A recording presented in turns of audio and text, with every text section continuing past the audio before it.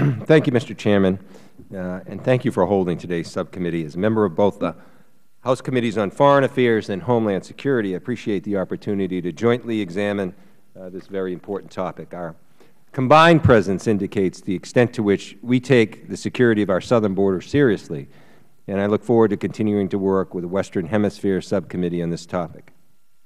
Mr. Chairman, we are here today to examine the progress of the Merida Initiative and how effective it has been in halting the flow of violence related to criminal activities of Mexican drug trafficking organizations, also known as DTOs, in moving illegal drugs and weapons across the southwest border. That being said, the brutality of these DTOs has overshadowed a number of facts that are relevant to our discussion today.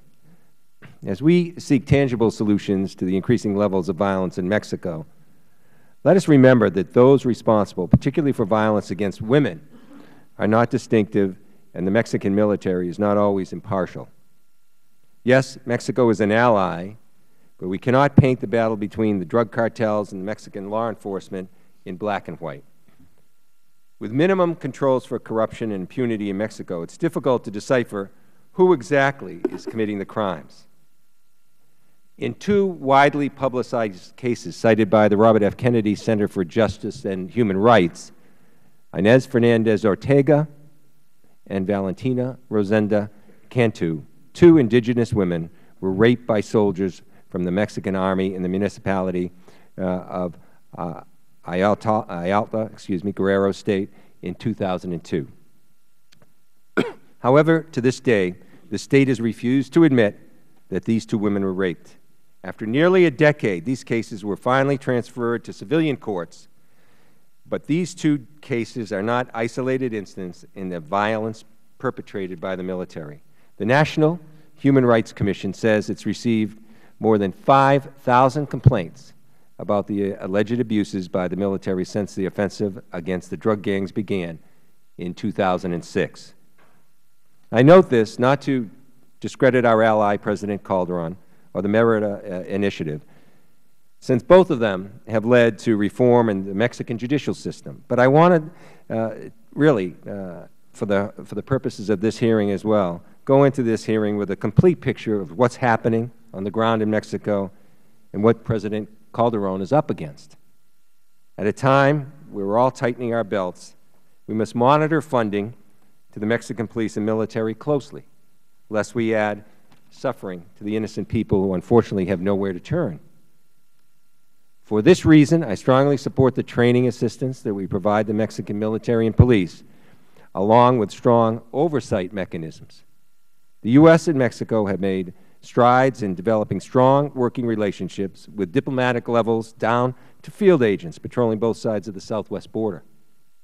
At present, more than 17,500 Border Patrol agents, 1,200 National Guardsmen are cleared for deployment along the border, and over 250 Immigration and Customs Enforcement Special Agents, ICE agents, are assigned to securing the border.